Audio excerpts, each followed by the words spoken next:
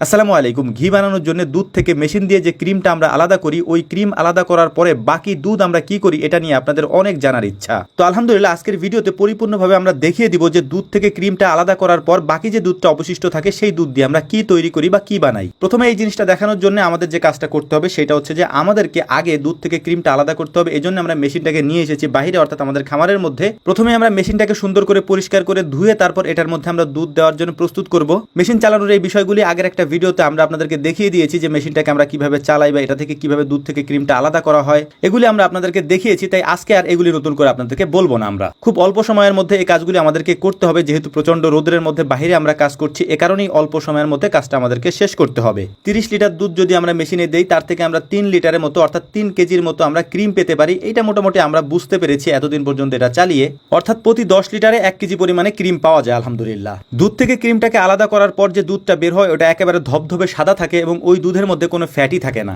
এই দুধটা দিয়ে আপনি সবকিছুই তৈরি করতে পারবেন। তার মধ্যে অন্যতম হচ্ছে ছানা। আমরা ছানাই বানাবো, এটাই আপনাদেরকে আমরা দেখাবো ইনশাআল্লাহ। এজন্যই মূলত আমরা দুধটাকে আলাদা করে নিচ্ছিলাম, অর্থাৎ ক্রিমটাকে বের করে দুধটা আলাদা করে নেব আগে।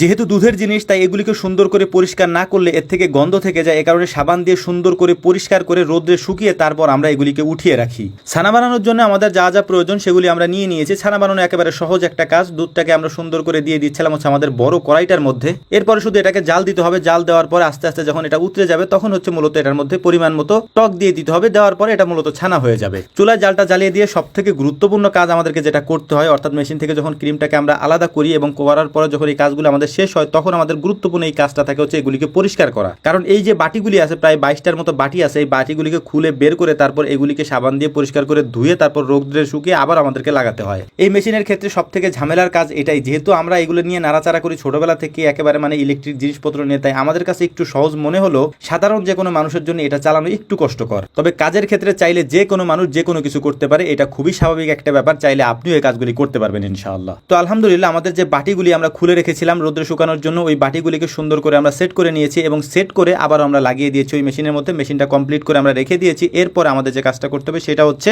ছানা বানানোর যে কাজগুলি আমরা করছিলাম এটাই আমরা করবো এখন। এইটা দিয়ে ছানাটা আমরা তৈরি করবো ইনশাআল্লাহ। ছানা বানানোর জন্য আহামরি তেমন কোনো কাজ নেই, কারণ ছানা বানানোর জন্য দুধটাকে সুন্দর করে ভালো করে গরম করে নিতে হবে এবং ওই দুধের মধ্যে হচ্ছে টক দিয়ে দিতে হবে। তারপরে হচ্ছে অথবা আপনি ভিনেগারও দিতে পারেন। এটা দেওয়ার পরে সুন্দর করে দেখবেন যে দুধটা জমে গিয়েছে এবং ওই জমা দুধটাই মূলত হচ্ছে ছানা। ছাগলের বাচ্চাটার জন্য একটু দুধ আমরা উঠিয়ে রাখছি। আমাদের ছোট্ট একটা ছাগলের বাচ্চা আছে, ওটার জন্য দুধ আমাদেরকে রাখতে হয়। আমাদের মনে ছিল না, যে কারণে রাখি নাই। এই জন্য ছাগলের জন্য আলাদা করে দুধটা উঠিয়ে রাখছিলাম একটা মগে করে। ছানা বানানোর সময় ছানার মধ্যে যদি হালকা একটু ময়দা দেওয়া যায় তাহলে ছানাটা নরম হয়, এটা দাঁতের সাথে লেগে থাকে না প্রথম প্রথম যদি আপনি মুখে দেন। তো যাই হোক আলহামদুলিল্লাহ দেখতে দেখতে আমাদের ছানা বানানোর কাজটা প্রায় শেষের দিকে। কারণ এটার মধ্যে যখনই আমরা হচ্ছে যে টকটা দিয়ে দিয়েছি, টক দেওয়ার সাথে সাথে এটা জমে যায়। কারণ দুধ যেহেতু টক পেলেই জমে যায়, আর ছানা বানানোর জন্য এটাই হচ্ছে একটা আদর্শ নিয়ম। এটা হয়ে যাওয়ার পর আমরা একটা পাতিলে সুন্দর করে এটাকে ঢেলে নিচ্ছিলাম এবং এই পাতিলটাকে আমরা পুকুরে নিয়ে যাব। পুকুরে নিয়ে এটাকে ঘোরাবো। ঘোরানোর কারণটাও আমি আপনাদেরকে বলে দিচ্ছি। যদি এভাবে সুন্দর করে পাতিলটাকে ছানাসহ ঘোরানো হয় তাহলে এর মধ্যে থাকা দুধ থেকে সমস্ত ছানাটা বের হয়ে আসে খুব সুন্দরভাবে। পানিতে পাতিল সহ ঘোরানোর পরে যখন পাতিলটা ঠান্ডা হয়ে যায় তখন আমরা ছানাটাকে আলাদা করে সুন্দর করে বেঁধে ঝুলিয়ে রাখি বেশ কিছুক্ষণ পর্যন্ত।